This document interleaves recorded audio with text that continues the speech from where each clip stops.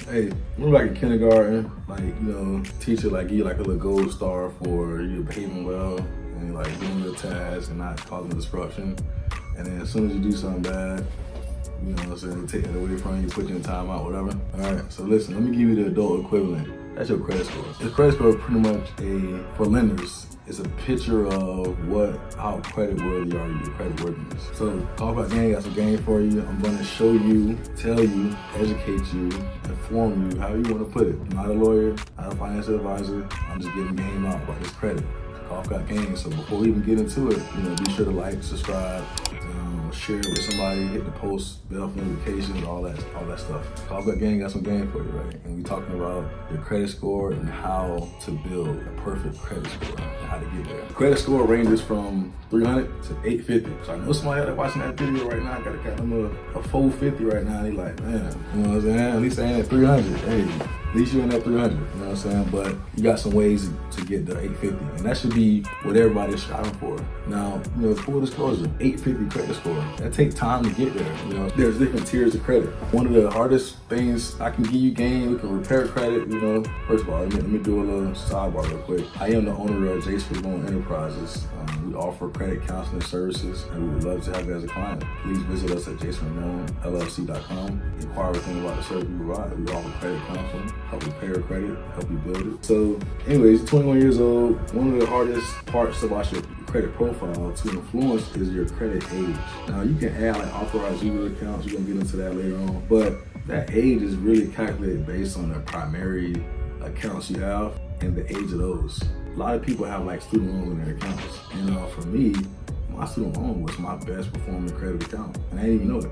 When I opened those student loans, you know, I didn't know what my credit was. I didn't know nothing about credit, but it's been open for over 10 years now. So when I started getting into the credit, you know, I did what I could to make sure that I didn't have any late payments or anything like that. You know, my student loan wasn't in default or anything like that. And you look back at it, like, man, that student loan account is my best, still to this day, my best account. You know, it has a high limit. You know, it shows where they extended me 5 figures of money. No late payments, been around for a while now. So a lot of the most important marks on credit, like that builds your credit score, your profile, like the student loans provided that for me. So credit age is hard to influence. So if you're 21 years old, you're trying to get an 850 credit score, it probably won't happen. It takes years. But most of the people that have, I'm trying to talk correctly, most people that have those 850, 800 credit scores are older people, 40, 50 years old, 60 years old, because it takes a long time. And in order to take you to that next tier of credit where you got excellent credit is, you know, it take age. So you have a bunch of accounts, but if the age isn't where it's at, primarily the age,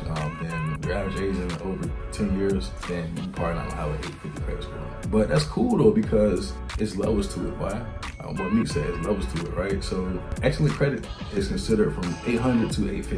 You know, I'm trying to get precise. You know, somebody will be in the comments talking about, well, technically it's this. There's different scoring models, there's different whatever. Excellent credit, 800 to 850, right? But you also have great credit. Great credit is considered from 740 to 799, right? So if you had a 740, you know what I'm saying, just below 800 at 799, you got great credit. Like, that's still good. Excellent is top tier. Great is right below it, and then you have good credit. Good credit is anywhere from 680 to 740, 739 to be exact, to be precise.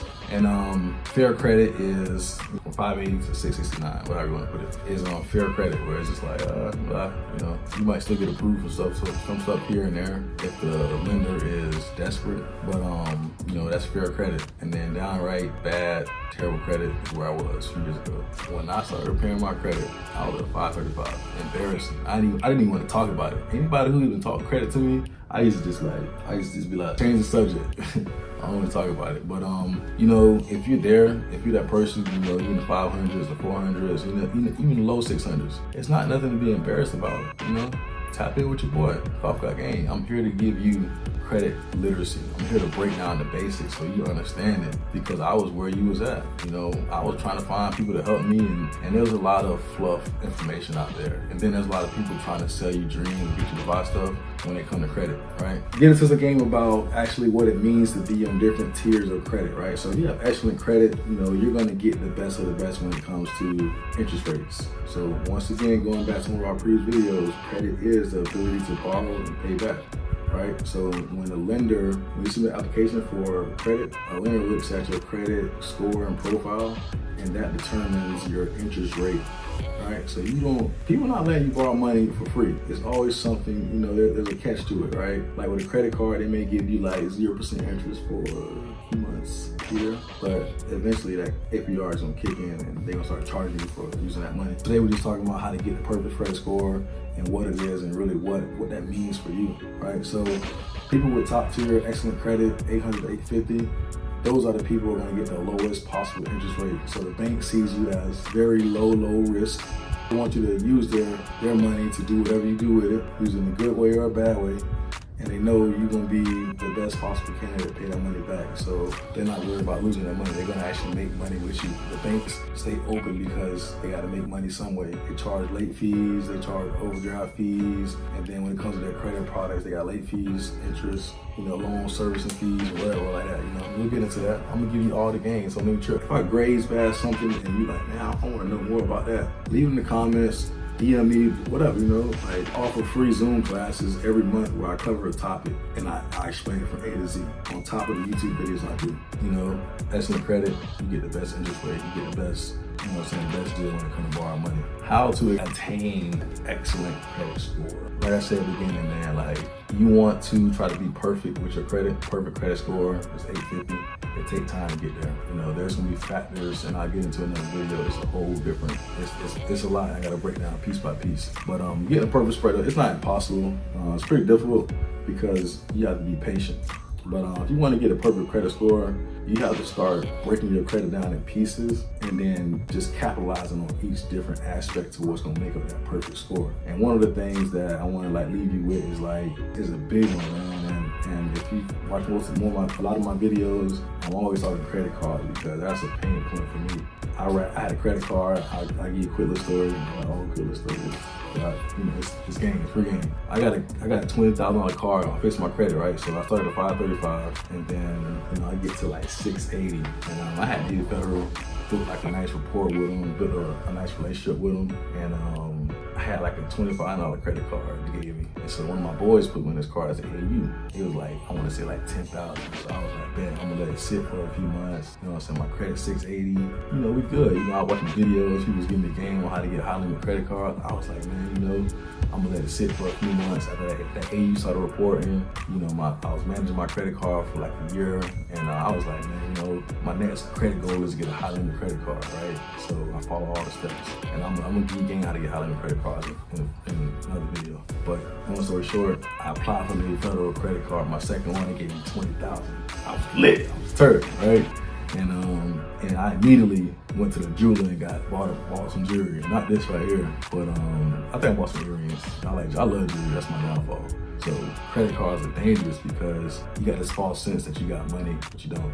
That's the bank money and charging for it. So don't spend money on credit cards that you don't have a plan for and a strategy to pay back in full before that month is up. Now, there's tactics to where you don't pay the balance in full, but you got to be intentional. You got to understand why you're doing it. So if you spend money on a credit card and you pay 90% of the balance, you know what I'm saying? Something, it's for a reason. You want to play the game. You know what I'm saying? Like, I don't want to get into it. That's not what the video about. But definitely, if you're interested in that, comment that you want to learn about that topic, and I'll give you more about that. I'm trying to build a channel up. So pretty much with credit cards, man, revolving credit is one of the most important credit types that you have on your credit score, right? And one of the things that it directly impacts is your utilization. I'll give you an example. This is the best way I can explain it. If you got 5 credit cards and they have 10,000 a piece on it, that total credit limit for revolving accounts on your credit profile equals 50,000. So on your credit utilization, your limit for revolving accounts is gonna be 50,000. You wanna stay below 30% utilization, all right?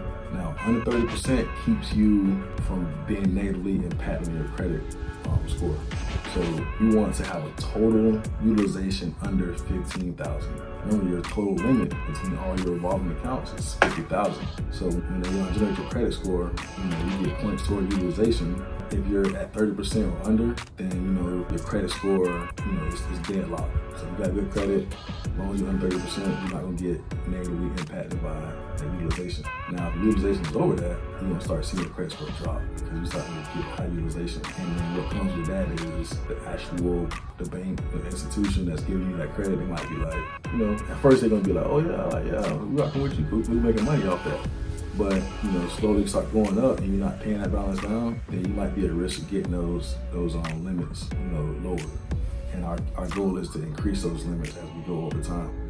So pay the balance off in full or close to it. Keep your utilization, in my opinion, you want to keep it between 1 to 10%. 1 to 10% shows that you're using the credit company by making a little bit of money. So they're gonna keep offering you different incentives. And with those incentives, if you learn the game, you can use those incentives to your advantage. And when I say incentives, they offer different point, triple, quadruple, whatever, 5 times, 6 times, or they might offer you a product. So if they see you using one product the right way and they making a little bit of money off of you and they manage it, you low risk, they might be like, hey, here, I got a credit card for you that you don't have to pay no interest on for 12 months. You know what I'm saying? So that's the opportunity where, you capitalize on that. They'll give you $20,000, no APR for 12 months. Then the business person in me gonna be like, oh yeah. Credit card is one of the quickest ways to really grow that credit profile out and get on your way to that perfect credit score. So remember, just pay it off in full or close to it, and don't fall victim to racking up those ridiculous interest rates and all that stuff and the payments, because that's what they want you to do. All right, so take your time. Don't go and open a bunch of credit cards. Have a strategy for everything you do with your credit. You want to build your profile around accounts that you are 100% responsible for. That's called a primary account. When I talked about me being added to my homeboy account, that's called an AU, an authorized account. Basically, like, the account belongs to my homeboy, but I'm also responsible for it as well. So if you get a late payment, I get a late payment too. You know what I'm saying? But a primary account, you are solely responsible for it. Nobody else shares that risk with you. So you want to build your credit profile based on accounts that solely belong to you. You want to have no late payments. You want to have those accounts open and active as long as you can, and you want to keep a good relationship and a good mixture of those accounts. You're building your credit profile from the jump, from the start. It's gonna be a separate video, but it's extra game, extra gym. I'll pay attention. So if you're building your credit profile from the jump, you got nothing on there, you want to build it with primary accounts as much as you can. You can add a few AUs to give you that boost, but what's going to really help solidify your credit profile and get you on that path to 850, the perfect credit score, is primary accounts. And then you want to have a nice mixture of them.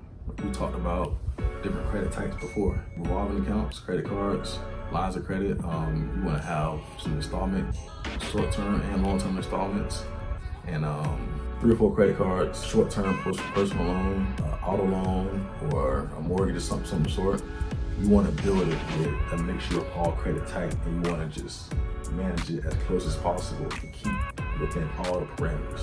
It's not hard to do, right? So if the credit is damaged, reach out to me. We can come up with a plan to get your credit right. I can do it for you, or I can help you do it, show you how to do it, because I highly recommend it. When I taught myself how to fix my own credit, it took a long time, but now I can fix other people's credit. You know what I'm saying? So that's a high value skill. So if your credit is damaged right now, you want to remove everything that's negatively impacting you, and then you want to make sure you manage the things that's positively impacting your credit, and then add a few more things in there to help diversify that portfolio. Credit score is important. Credit profile is more important, right? So that's how it is.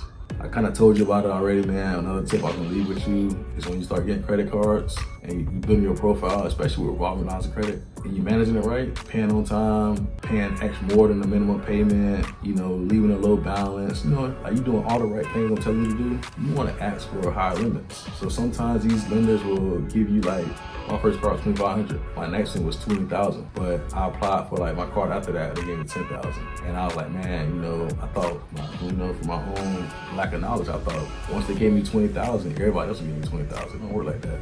So you gotta just work your way up to it. Some people got different, computer systems, different scoring models, different approval models. But the goal is to get as much credit as possible. Just cause, I mean, there's specific reasons, but for personal credit cards, you want to get as high as possible, because it allows you to do more, it gives you more flexibility. If you have to get on somebody card as an AU, I don't even recommend getting a card. Like, one homie put me in this card, they shipped the card to him with my name on it, and he was trying to give it to me, and I was like, nah, I don't need one. I'm not going to use a card. I'm just looking for the credit benefits to it. So just some game. If you're looking to add somebody as an AU, or you're trying to get somebody as an AU, they don't need your card. They don't even have access to spend those funds. They just need the benefits that come with piggybacking off your credit product. But remember, everything that you have in your profile, they inherit, good and the bad. So like, only put somebody on the credit card that's been open for a while, that has nice credit age, a nice limit, no late payments, because it's going to affect them. You want it only to affect them in a positive way. So just keep that in mind when you start doing that, right? So just to wrap it up, man, you know, I hope y'all enjoying the video, enjoying the content. A higher credit score has great benefits. When it comes to your mortgage, if you want to buy a house, high credit score means that you get a lower interest rate. Right now the interest rates are crazy for everybody. So it's really important to have the highest possible credit score you can, because that's going to directly affect, you know, how much you got to pay to borrow that money. So if you want to get an 850, you know, that's how you do it. And be safe, be responsible with it. Hope you enjoyed the video. Make sure you like, comment, subscribe, share it. Follow me on my social media platforms. Hit me up about different topics you want to learn about. Go over to jasonramonllc.com if you want to inquire about any services that we provide. Remember, Coffgotgame, I got you. Talk to you soon.